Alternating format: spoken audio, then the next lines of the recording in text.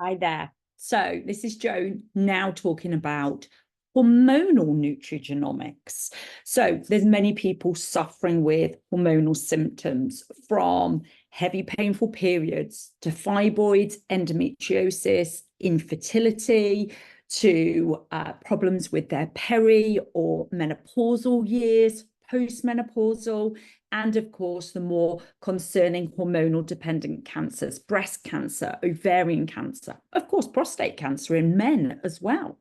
So what I want to do is briefly take a look into how understanding your genomics around your hormones is so important for you. So let's say you rock on up at the doctor and say, I'm worried about my estrogen. Can you test it? Or you might be on HRT and the clinic tests your estrogen levels. What you're actually getting tested is your serum estradiol. Now, estradiol can be beneficial. It can help you to ascertain, are you on enough HRT, too much, too little? From a hormonal IVF point of view, do you need more hormones to support that journey? But it is merely a snapshot of what's going on with your estrogen. There is more to estradiol. There's more to estrogen than just estradiol. We have two other types of estrogen. Over here is estrone, and down here, estriol. So looking at one of three parts of our estrogen does not give us a full picture. But more importantly than those three parts, it's what we do with those estrogen. And we downstream that estrogen down three more pathways to make 2-hydroxyestrone. That's the safest of our estrogens. 16-alpha hydroxyestrone. That one's got a bit more aggressiveness to it, but we all have it. And then 4-hydroxy, which is the more aggressive of our estrogen metabolite pathways. Now, even without a polymorphism or an upregulation to produce more of that estrogen, the average person pushes between 7.5% and 11% of their total estrogen down that pathway. Now, if you've got an upregulation, that might be 13 or 16% going down that pathway. Now, again, knowing your 4-hydroxy is only part of the picture. What we then want to do is go on and look at what you do with that 4-hydroxy, because if it remains high and you can't metabolize that estrogen, it has the ability of creating what's called reactive quinone damage, damaging you at more of a DNA level, damaging your structures. And that can go on and cause more significant concern.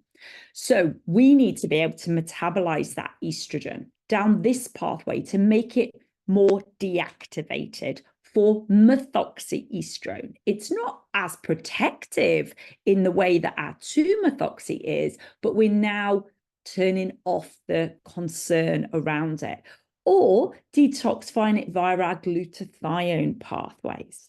Now, if you have inhibition in either of those two, so either inhibition here or inhibition here, then you, particularly in your high estrogen days, might need a bit of extra support to reduce the overexpression of this 4-hydroxy. Just from a food point of view, that's where our brassica vegetables work on that pathway. But of course, if I was to see that your estrogen is high, maybe you would need extra support around that via supplementation. And then if I can see that you've got a reduced ability to clear that estrogen, then you certainly would need extra support. Now, if we go one step higher than we've just been, in our postmenopausal years, then the majority of our estrogen from within our body comes from testosterone conversion to estrogen.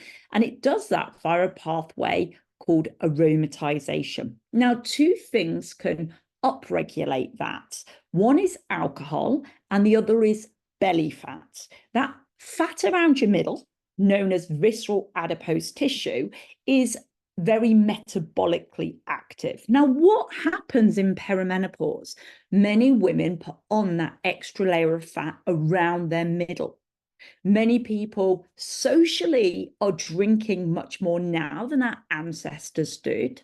And therefore, we've got like a double hit, a double reason why we might be converting more testosterone down this pathway. And then again, just like all these other pathways, we run the risk on a genomic pathway point of view of increasing that conversion. So thus converting more testosterone to estrogen. And this is why we are seeing more and more postmenopausal breast cancers. Maybe your estrogen level has already dropped from your ovaries, but there's still a lot of conversion via aromatization. And then down here, we need to be thinking about how well do you bind and excrete your estrogen. We've got to be thinking about how much fiber is in your diet, what the level of your gut bacteria looks like, and do you need more pre or probiotics to support that pathway? So it really isn't as simple as what's my estradiol?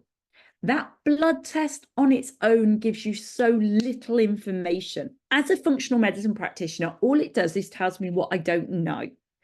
And yet looking at your genomics, it allows me to understand where else I need to look.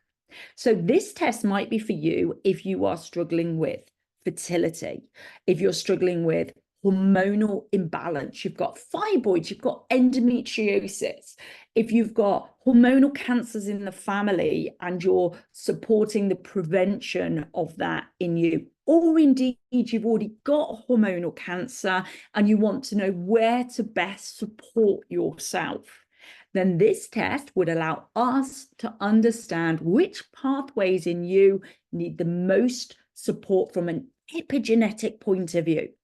And whilst we can't change your genomics, we can change the epigenetics, the environment you bathe them in. So let's get this information and let's start making a difference. Take care for now.